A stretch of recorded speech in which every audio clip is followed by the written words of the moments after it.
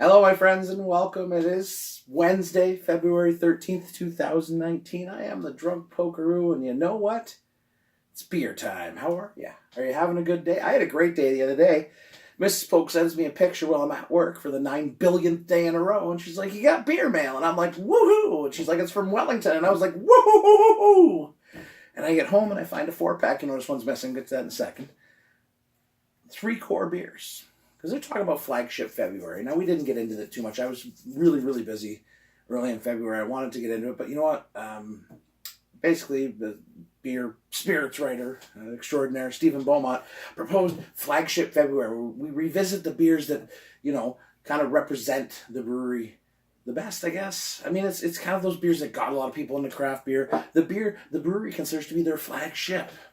Because apparently in the States, I guess, beers like Sierra Nevada Pale Ale and Sam Adams Boston Lager have seen declining sales. Now, some would argue that that is a result of just the sheer amount of breweries. That's sort of where I'm going with that. Sheer amount of breweries in the world today. But I digress because I do love the opportunity to always go back and revisit favorites. And I did it a couple of 100 times last year to the 1,000 posts I made on Instagram. I talked about flagship beers because I drink them regularly, and I know you do too.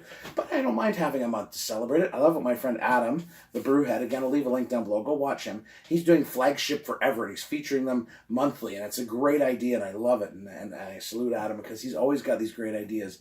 And I'm always like, damn it, I'm not copying him. He's too smart for me. Damn it. No, it's a great idea, and I love it, and I watch Adam's videos whenever he puts one out, because the guy's fun. So, he sent me 4 beers. They sent me the Russian Imperial Stout, which is probably one of the best in the province. The Wellington Special Pale Ale, which was one of my first craft beers that I kind of fell in love with. And, of course, probably the best brown ale. Again, Anderson's Brown Ale will give it a run for its money, too, but regularly available. So these are flagship beers that represent, where Wellington came from. One of the oldest craft breweries back when we called them microbreweries.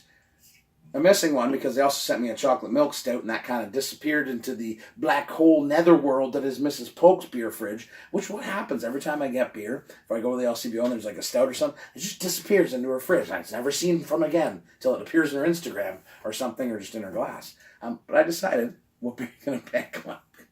The Special Pale Ale, because I haven't had one in a while. So again, if this whole thing, this flagship February, spurs people to go back and revisit beers that maybe they haven't had in a long time, I love that just for that. Just for that, because I do it all the time, and I find new things about the beer and about myself as a beer drinker. This is rambly. I'm tired. No, I'm not really. I don't drink a lot of beer anymore, and some nights I want to drink a lot of beer, and I can't drink a lot of beer because I got to be up at 4:30 for work, so, trying to do the right thing here. But Wellington SPA. It's been a while. It is, again, 4.5%. So we're leaning on the lighter side of beers, which is fantastic too. Sessionable, crushable, legendary. Let's get into it. A little sniffer. So definitely, this is a toasted malt beer. This is a hints of caramel toffee, a little bit of peachy, like stone fruits in there. Again, brilliantly made. Wellington has been like really expanding their roster. They're long-time members of the craft beer community in Ontario, but they have come charging into the gate in the last few years with innovation and new beers and just killing it with some of them. Amazing. Let's get a cheers. Thank you, Welly, for beer, because I like beer. Cheers.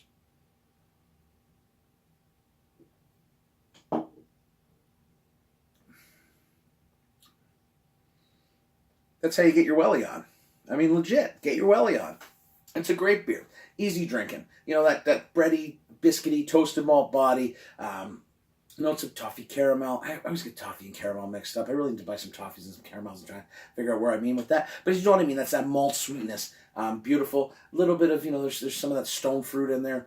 A little bit of residual bitterness on the back end. But realistically, this beer is a great introductory beer to give your friends a little more if that's what you're looking for. But as a flagship beer, it certainly represents where Welly came from, right? That kind of English style pale ale.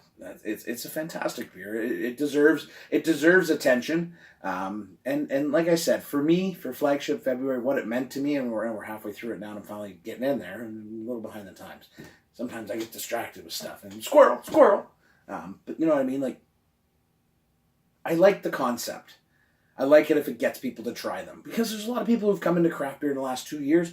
Maybe they don't know about these beers. They know about the Upside IPA and that stuff, or some these other new ones. But I mean, they didn't really kind of miss these, and I like that idea. So try it out. Go back and revisit some beers you haven't had. Go get your Welly on. Try some classics. I mean, you will not be disappointed in any of these 3 beers, and I'm sure that chocolate milk stout is very delicious. I'm sure Mrs. Polk will let me know. Anyways, guys, that's it for me today. I will see you tomorrow when it's another day, another beer, and maybe I'll still be getting my Welly on. Cheers. I mean, I'm probably going to drink all these tonight because, Drunk Poker.